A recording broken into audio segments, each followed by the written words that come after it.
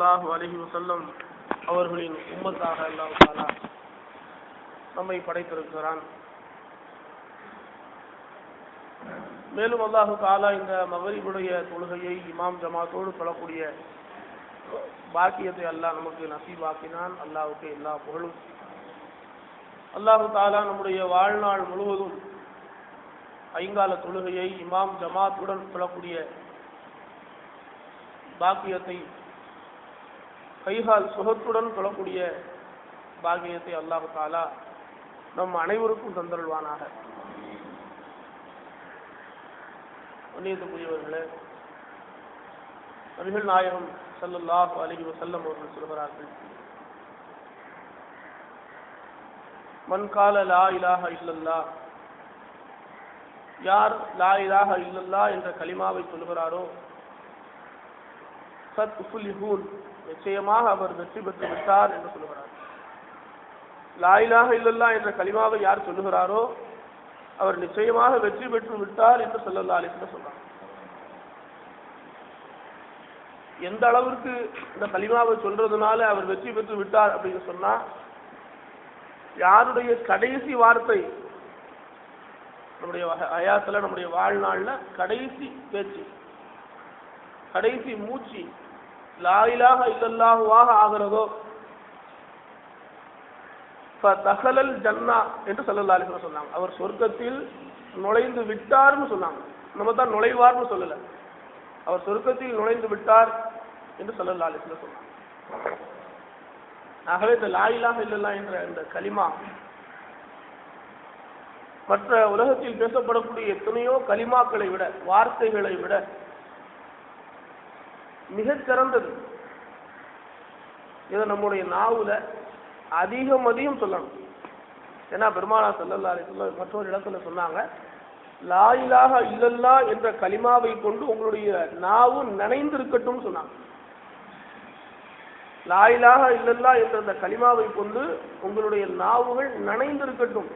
அப்ப நாவுல நீங்க எப்பவும் லா இலாஹ இல்லல்லாஹ் சொல்லிக்கிட்டே இருங்கன்னு அர்த்தம். பொதுவா கடைசி வார்த்தை நம்முடைய ரூஹ் பிரியும் போது லா இலாஹ இல்லல்லாஹ் சொல்லணும் அப்படின்னு சொல்றோம். ஆனால் ரூஹ் பிரியக்கூடிய அந்த நேரம் இப்ப நம்ம இருக்கிற மாதிரி ஒரு தெளிவான நேரம் கிடையாது, ஒரு தெளிவான நிலை கிடையாது. சக்கராத்துடைய நிலை இருக்கிற இப்ப நம்ம என்ன செய்யறோம், முன்னால நிக்கிறது யாருன்னு உங்க எல்லாருக்கும் தெரியும். எனக்கு தெரிஞ்சு உட்கார்ந்து இருக்கிற நீங்க யாருன்னு சொல்லி. ஆனால் சக்கராத்துடைய ஹால் இருக்கிறது தான் யாருன்னு கூட தெரியாது, பக்கத்துல உட்கார்ந்து இருக்கிறது யாருன்னு தெரியாது, தன்னிலை மறந்து போய் உட்கார்ந்துருப்பார். நமக்கு வாயில தண்ணியை ஊத்துறது யாருன்னு தெரியாது. இப்ப லா இலாஹ இல்லல்லாஹ் கலிமா எப்படி சொல்லுவாரு? லா இலாஹ இல்லல்லாஹ் என்ற கலிமாவை சொல்லணும் அப்படின்னு நபி சொல்றாங்க. சொன்னால் அவர் சொர்க்கத்தில் நுழைந்து விட்டாருன்னு சொல்றாங்க. எப்படி சொல்ல முடியும்? இப்ப சொல்லுங்க லா இலாஹ இல்லல்லாஹ் சொல்லிடலாம், ஏன்னா நம்ம அவ்வளவு தெளிவா உட்கார்ந்துருக்கிறோம் இப்போ. ஆனா அந்த நிலை இப்ப நம்ம உட்கார்ந்து இருக்கிற மாதிரி இந்த நிலை கிடையாது. அது தான் இப்ப என்ன நிலையில இருக்கிறத விட உணராத ஒரு நிலை. அது அருகில் இருப்பவர் யார் என்று தெரியாத நிலை. அது எப்படி சொல்ல முடியும் லா இலாஹ இல்லல்லாஹ்? இப்ப இந்த இடத்துல சூஃபியாக்கள் விளக்கம் சொல்றாங்க. நமக்கு இறைஞானிகள் நமக்கு சொல்லக்கூடிய விளக்கம் என்னன்னு சொன்னா, அல்லாஹ் தான் சொல்ல வைக்கணும். நீ சொல்ல முடியாது, நீ நினைக்கிற நான் சொல்லிடுவேன்னு சொல்லி நீ சொல்லவே முடியாது. நீ நினைச்சாலும் சொல்ல முடியாது. இந்த இடத்துல நீ சொல்லணும்னா ரப்புல் ஆலமீன் உன் வாயை புலந்து விட்டு சொல்ல வைக்கணும். அவன் நாடாம நீ சொல்ல முடியாது. லா இலாஹ இல்லல்லாஹ்ங்கிற வார்த்தை கடைசி வார்த்தை உன் நாவில இருந்து வெளி வரணும்னு சொன்னா அது உன்னால முடியவே முடியாது. அது அல்லாஹு தஆலா நம்ம மீது கருணை கொண்டு வெளியாக்குனாதான் வெளியாகும்.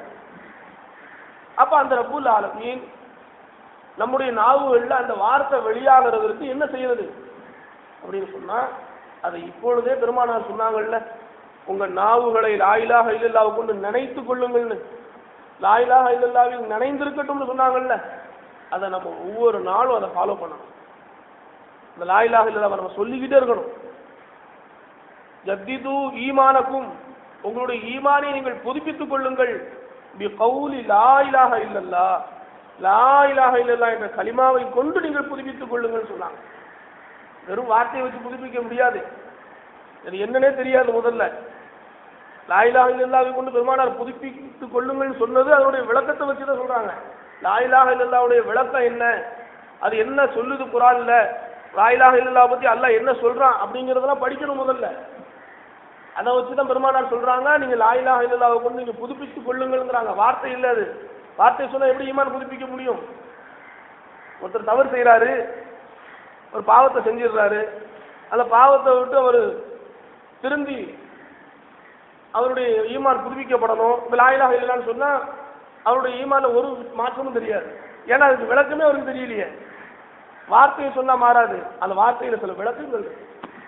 அல்லாஹ்வே குர்ஆன்ல சொல்றான் ஃபஅலம் அன்னஹு லா இலாஹ இல்லல்லாஹ், லா இலாஹ இல்லல்லாஹ் என்ற கலிமாவை நீங்கள் படித்துக் கொள்ளுங்கள் என்று அல்லாஹ் சொல்றான்.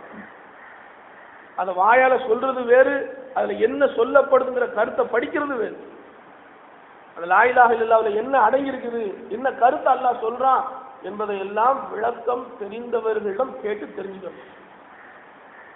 அல்லாஹ் தஆலா ஃபஅலம் நீ விளங்கிக் கொள்ளுங்கிறான். எப்படி விளங்க முடியும்? தானா எப்படி விளங்கும்? விளக்கம் யார் அடைந்து கொண்டார்களோ அவர்களிடத்திலிருந்து படிக்கணும். அது அல்லாஹ் வேறு ஒரு இடத்துல சொல்றான். அல்லாஹ் தஆலா இந்த வசனத்துல ஃபஅலம் நீங்கள் விளங்கிக் கொள்ளுங்கள் அல்லாஹ் சொல்றானே, இப்ப நம்ம தானா விளங்க முடியாது. சாதாரண ஸ்கூல் பாடத்தை கூட ஒரு பையன் நம்ம ஸ்கூலுக்கு அனுப்பாம அவன் படிக்க முடியாது. அந்த புக்கில் இருக்குது செய்தி. அவனை எதுக்கு ஸ்கூலுக்கு அனுப்பணும்? வீட்டில் உட்காந்து அவன் படிச்சுட்டு போய் சொல்ல வேண்டியதானே? முடியாது. அதற்கு ஒரு ஆசிரியர் இல்லாம அந்த பாடத்தை அவனால விளங்கவே முடியாது. ஆசிரியர் படிச்சு கொடுத்தும் விளங்காம டியூஷன் படிக்கிறான். இன்னொரு ஆசிரியர்கிட்ட போய் அங்க படிச்சு கொடுத்தது எனக்கு சரியா புரியல, நீங்க ஒரு தடவை படிச்சு கொடுங்க.